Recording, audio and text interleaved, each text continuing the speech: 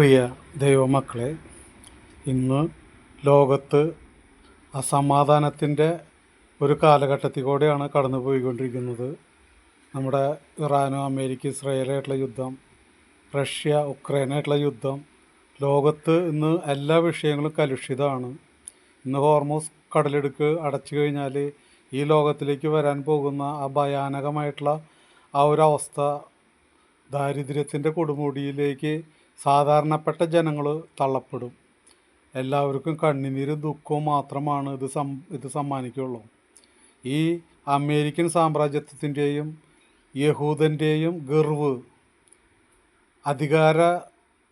അധികാരം നിലനിർത്താൻ വേണ്ടിയിട്ട് ഇറാനിൽ നടത്തുന്ന ആ മത ഭീകര ഭരണം, ഇതെല്ലാമാണ് ഇന്ന് ലോകത്തെ കലുഷിതമാക്കിക്കൊണ്ടിരിക്കുന്നത്.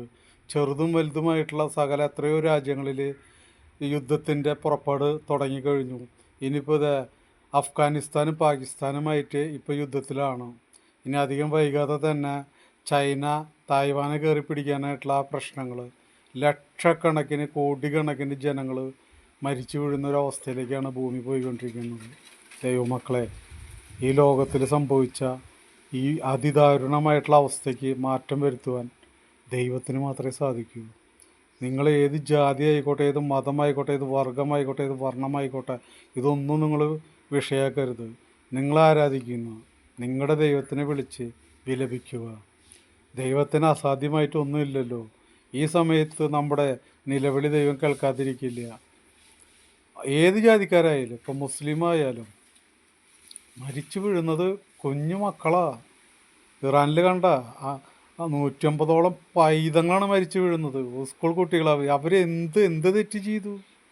നമുക്കിത് ആരോട് പറഞ്ഞിട്ട് നമ്മൾ കരയുക? അപ്പോൾ എല്ലാവരും ദൈവത്തിനോട് ഹൃദയം നുറുങ്ങി പ്രാർത്ഥിക്കുക.